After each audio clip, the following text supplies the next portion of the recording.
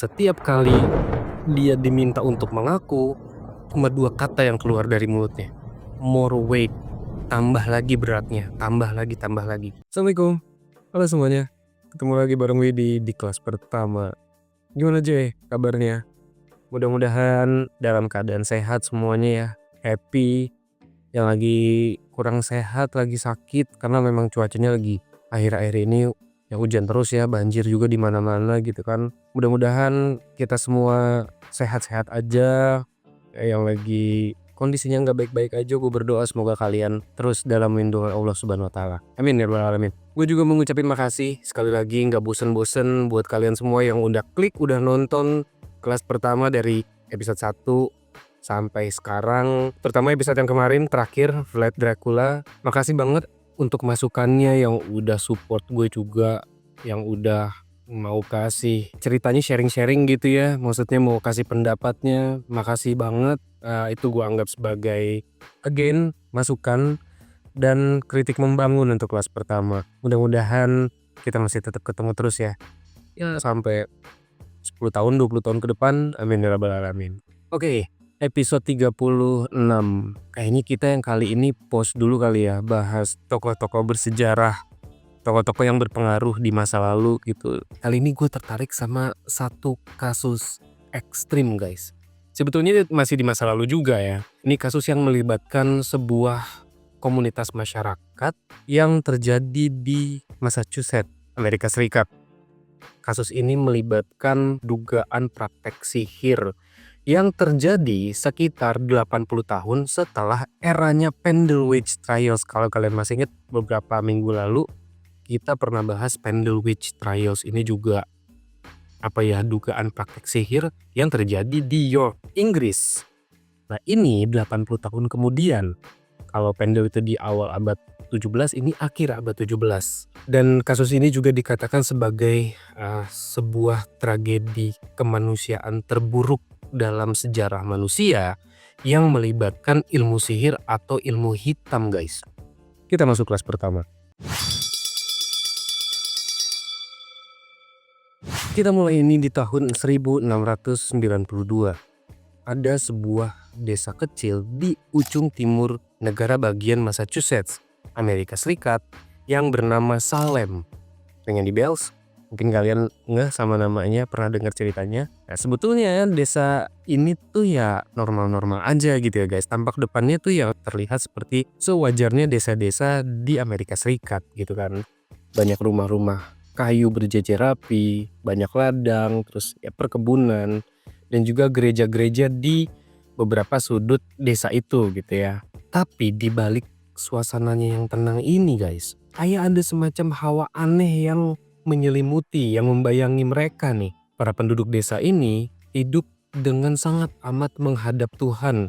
Ngerti gak? Maksudnya tuh ya sangat amat religius gitu ya, sangat agamis. Tapi juga dibayang-bayangi rasa takut. Takut berdosa lah, takut dikutuk. Dan yang lebih parah, mereka takut dianggap bersekutu sama setan. Semua hal yang terjadi dan gak bisa dijelasin secara logika, langsung tuh dianggap ini pasti ulah dari iblis atau setan. Nah, rata-rata penduduk di desa Salem ini tuh kaum Puritan guys. Ada yang tahu nggak? Ada yang pernah dengar nggak istilah Puritan? Nah, jadi Puritan adalah sekelompok reformis asal Inggris yang berusaha untuk memurnikan gereja Anglikan yang dibangun sama Raja Henry VIII ya, dari sisa-sisa Katolik Roma. Dan akhirnya mereka membangun komunitas masyarakat mereka di wilayah itu berdasarkan keyakinannya tadi gitu ya. Jadi memang mereka tuh ketat banget guys sama aturan agama. Ya lo senyum dikit terlalu lama dianggap genit, terus lo sekali aja gak datang ke gereja untuk ibadah, lo bakal dianggap murtad atau sesat. Jadi memang gak ada celah untuk bikin salah gitu cuy. Gak ada celah untuk orang-orang yang berbeda gitu. Semua tuh harus walaupun berpura-pura mereka harus terlihat suci. Walaupun ya jelas ya gak semua orang di dalam hatinya ya murni agama. Mereka tuh rata-rata cuma pura-pura karena takut dianggap melenceng gitu guys, atau takut dikucilkan. Nah justru di situ bahayanya cuy. Karena ketika rasa takut udah masuk ke logika, manusia tuh cenderung akan membuat atau melakukan hal yang di luar akal sehat gitu. Sekalipun itu mengganggu atau membahayakan sekitarnya. Di tahun-tahun ini, Salem tuh bukan cuma desa yang religius guys, tapi juga kayak bom waktu sosial, keterbatasan lahan, cuaca buruk, ya waktu itu cuaca nggak bagus ya di tahun-tahun itu. Dan juga konflik atau perang sama pribuminya Amerika, yaitu suku Indian. Yes, hal ini membuat ekonomi jadi kacau guys. Udah jadi apa ya, Salem tuh saat itu udah kayak periuk tekanan kali ya. Penduduknya udah stres semua, udah pada bingung mikirin ekonomi dan yang lain sebagainya. Tapi di satu sisi juga mereka nggak punya tempat untuk meluapkan emosinya guys. Nggak ada tempat untuk stress release. Satu-satunya pelarian mereka tuh cuma doa dan ya rasa curiga gitu ya.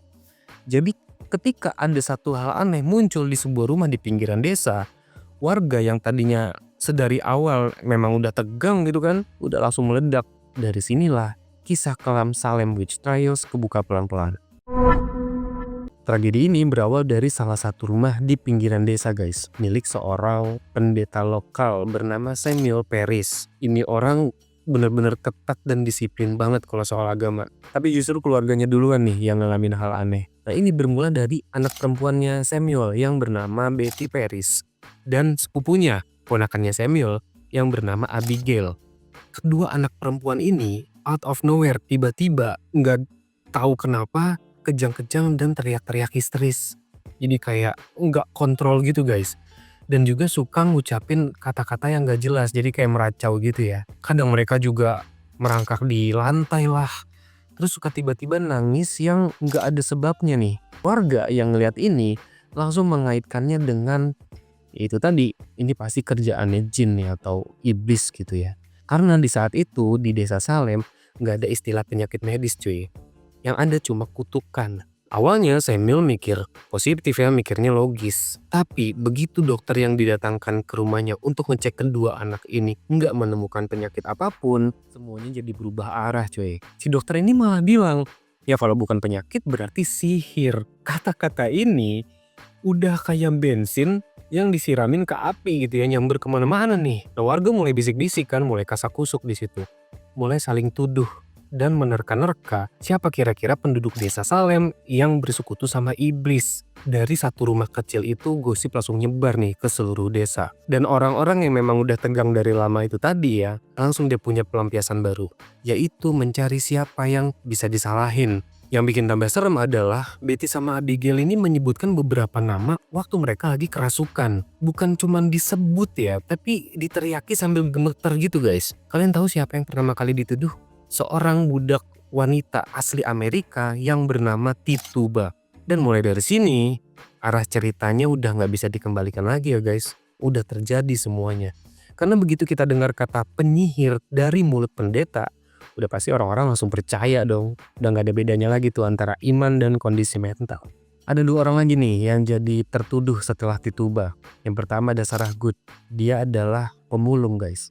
Orang miskin yang diketahui sering ngeluh soal nasibnya. Dan yang selanjutnya ada Sarah Osborne, sama-sama Sarah nih ya. Tapi Sarah Osborne ini perempuan tua dan janda juga. Dia seorang janda yang dikatakan jarang banget datang ke gereja untuk ibadah. Mereka bertiga dituduh bersekutu sama iblis guys. Dan akhirnya Tituba dipaksa untuk mengaku gitu ya. Pengakuannya Tituba ini benar-benar bikin warga terkejut sekaligus nggak percaya guys. Tituba tuh ngomong soal kontrak darah, terus juga iblis berwujud binatang, dan adanya sosok bayangan yang sering lalu lalang atau mondar-mandir di sekitaran hutan Salem. Sejak saat itu semua berubah jadi mimpi buruk yang gak bisa dihentikan lagi.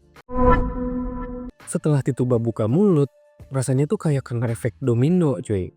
Warga yang tadinya cuma takut semakin yakin bahwa oh iya desa kita ini memang udah disusupi penyihir. Setiap ada orang-orang yang beda sedikit aja gitu ya, langsung deh dicurigain. Terus juga setiap ada hewan ternak yang mati atau ada anak-anak yang sakit atau demam gitu ya. Dan ketika ada hasil panen yang gagal, kambing hitamnya pasti langsung ke penyihir guys.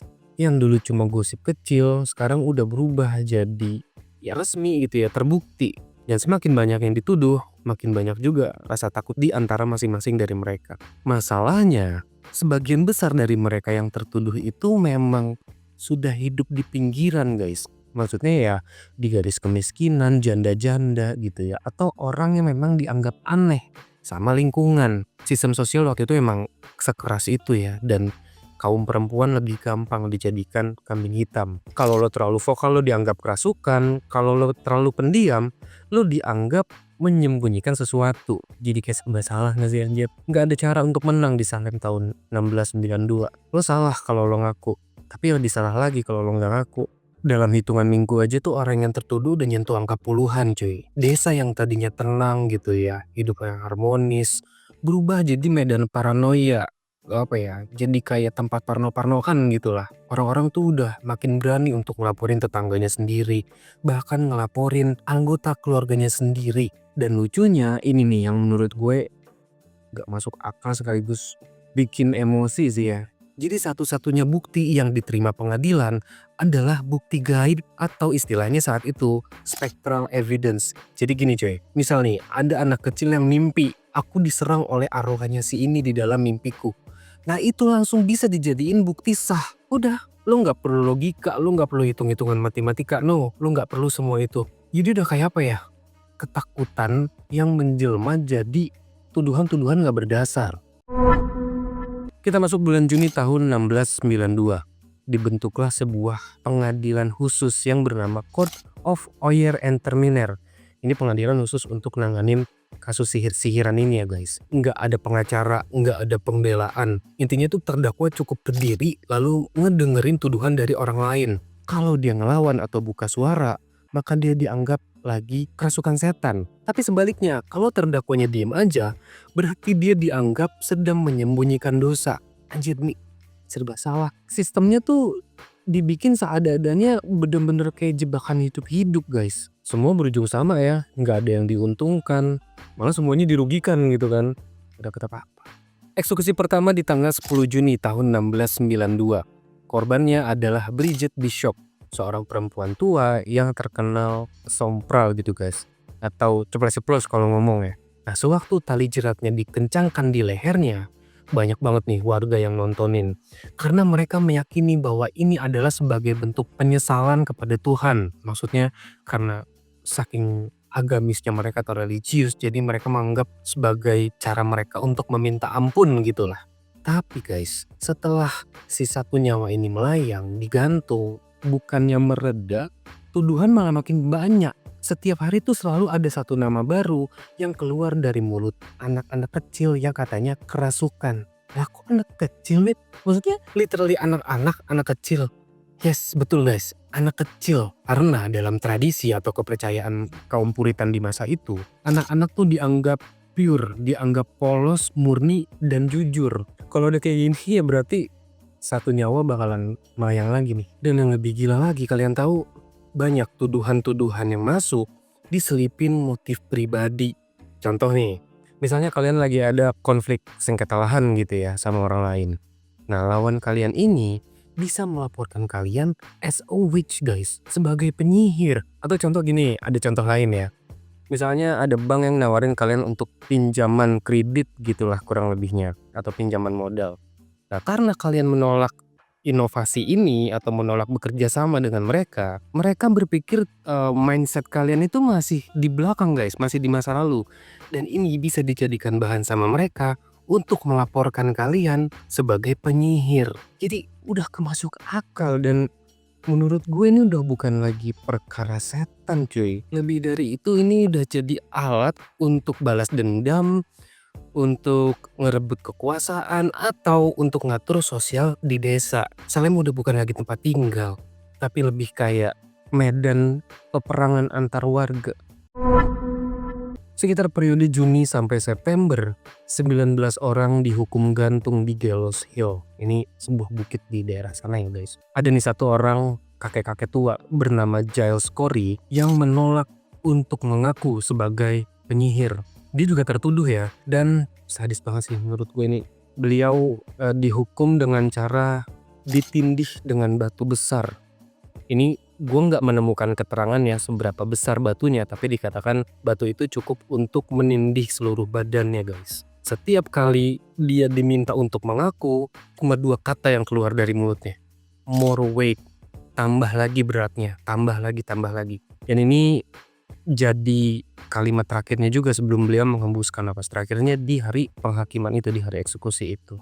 Jadi apa ya, gue sampai nggak sampai hati gitu ya, maksudnya baca cerita ini waktu riset ya. Dan Giles Corey ini ya sebetulnya dia bukan pahlawan ya, dia juga tertuduh yang dianggap warga tuh merupakan salah satu dari para terdakwa, yaitu penyihir. Dia bukan pahlawan, tapi menurut gue dia adalah simbol penolakan terhadap sistem yang saat itu carut-marut kali ya. Ngawur banget lah menurut gue. Banyak yang mati bukan karena sihir, melainkan karena rasa takut cuy. Dan ironisnya, perburuan ini tuh jadi makin brutal karena mereka merasa sedang melayani Tuhan. Ya pendeta, ya pejabat gitu ya. Saat itu ikutan campur tangan. Bahkan dikatakan pihak gereja dan pengadilan udah kayak ada di sisi mata uang yang sama saat itu gitu ya. Mereka kayak ngerasa lagi perang lawan iblis, tapi nggak sadar bahwa sebetulnya mereka lagi memerangi sesamanya. Ngerinya lagi nih ya, bahkan anak-anak kecil tuh dijadiin senjata cuy. Mereka diminta bersaksi, disuruh nunjuk orang-orang dewasa yang sekiranya dianggap sebagai pelaku sihir. Jadi setiap kali mereka teriak gitu ya di sidang, di pengadilan, itu dia, aku lihat sendiri iblisnya. Nah, orang-orang yang menghadiri sidang di sana ya langsung histeris dong. Di situ kita bisa lihat gitu guys, bagaimana rasa takut bisa mengalahkan akal sehat di sebuah komunitas masyarakat. Seiring dengan ditutupnya kasus ini, makin banyak juga tuh warga-warga yang awalnya sebelumnya main asal tuduh gitu ya, jadi sadar gitu guys, bahwa apa yang mereka lakukan ini ya salah. Dan mereka juga mendatangi keluarga-keluarga korban untuk minta maaf langsung. Bahkan nih, Hakim Samuel Sewell, dia ini hakimnya Court of Oyer and Terminer ya, sampai melakukan prosesi pengakuan dosa di depan umum dan mengatakan bahwa apa yang telah ia lakukan kemarin adalah sebuah kesalahan besar. Ya tapi tetap ya, mau sebesar apapun rasa bersalah lo, apapun yang lo lakukan sebagai bentuk pengakuan dosa, tetap nggak akan mengembalikan apapun gitu guys. Ya desa udah hancur.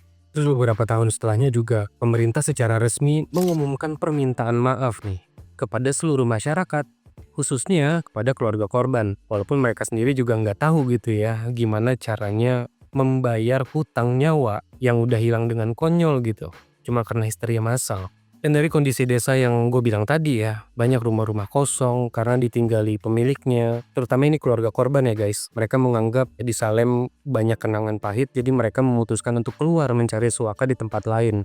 Jadilah rumah-rumah ini jadi kosong gitu.